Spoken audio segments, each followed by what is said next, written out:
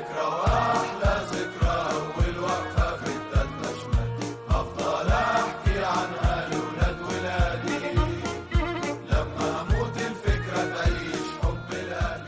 السلام عليكم. نبدأ اخبارنا النهارده. بنحب نقول لمستر مانويل جوزيه المدرب الاسطوري للنادي الاهلي كل سنة وانت طيب.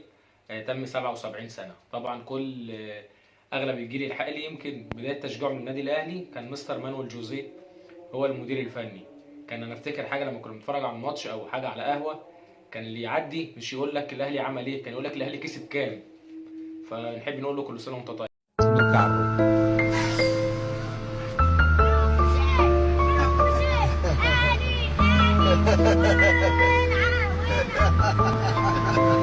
نخش بقى على الخبرين اللي معانا النهارده. بدايه مشاركه كهربا، لان في كلام الناس كتير اتكلمت هيلعب مش هيلعب. رقم واحد كهربا الاخر ميعاد في المهله يوم 12 مش يوم 10.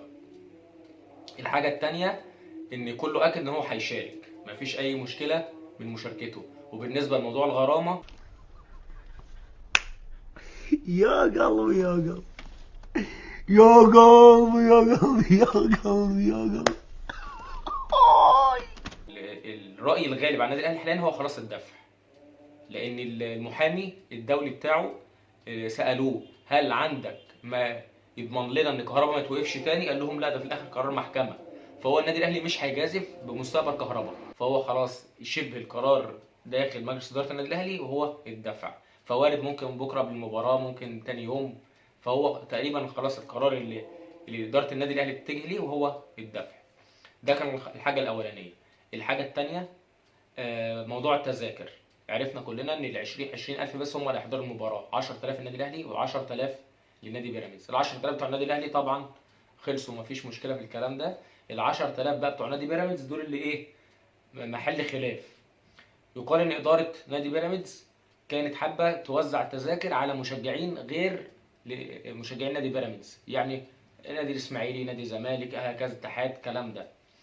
لكن رئيس او صاحب نادي بيراميدز قرر ان الدعوات ال 10,000 يتوزعوا على اسر اللاعبين والاقارب واعضاء النادي والعاملين والكلام ده بس، اللي عددهم حوالي 2500. وال 7500 الباقيين قرر انه ايه، خلاص يدفع ثمنهم بس محدش يحضر بيهم.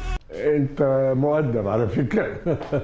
لكن ايه اللي هيحصل بكره ولحد دلوقتي، ان هم اللي هيحضر اسر اللاعبين واصحابهم واللي عاملين في نادي بيراميدز واسرهم والكلام ده.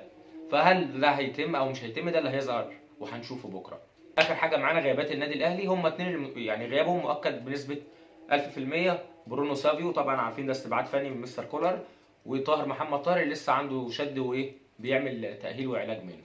باستثناء كده كل اللعيبه الحمد لله جاهزين سلام على اتم الاستعداد. ان شاء الله اي 11 هيبداوا بكره بامر الله بامر الله. ان شاء الله قادرين يفرحونا ونكسب الكاس. يا رب استرها معاه يا رب. انا ما عنديش قلق او شك 1% ان احنا ان شاء الله البطوله دي مش بتاعتنا، لان اللي بيدور حوالين نادي بيراميدز واللعيبه وفكره بيع النادي او مش بيع النادي شافوا ان كل ده مش في مصالح اللعيبه. فانا شايف ان احنا الحمد لله فرصتنا كبيره، احنا اهدى. صعودنا للدور الثاني من دوري ابطال افريقيا هيدي دفعه للعيبه. تاني حاجه واخر حاجه، اللعيبه يعني احنا كلنا كجمهور ما عندناش استعداد نخسر اللقب ده. اللعيبه دي ما اعتقدش ان عندها استعداد 1% ان اول بطوله لنادي بيراميدز تبقى على حسابهم. ده اللي انا متاكد منه. اللعيبه دي مش هتسمح ان اول لقب لبيراميدز يبقى على حسابهم، لاننا كلنا عارفين النادي ده اصلا كان ايه ملابسات النشأة بتاعته، او هو كان اصلا النادي ده اتعمل ليه. فاللعيبه دي ما اعتقدش هتسمح ان اول لقب يبقى ليهم هيبقى على حسابهم، لان هيبقى اللقب ده مش هيبقى، هيحسوا ان هو ب1000 جماهير المنافس، ونادي بيراميدز هيحسوا ان هو ب1000، هيبتدي بقى دايما ايه، خد منكم الكاس خد منكم الكاس. فما اعتقدش ان شاء الله ان اللعيبه هتتهاون او هتتخاذل. ان شاء الله بامر الله نتقابل بكره باذن الله بعد المباراه وكلنا فرحانين. بس كده، السلام عليكم. ذكرى واحلى ذكرى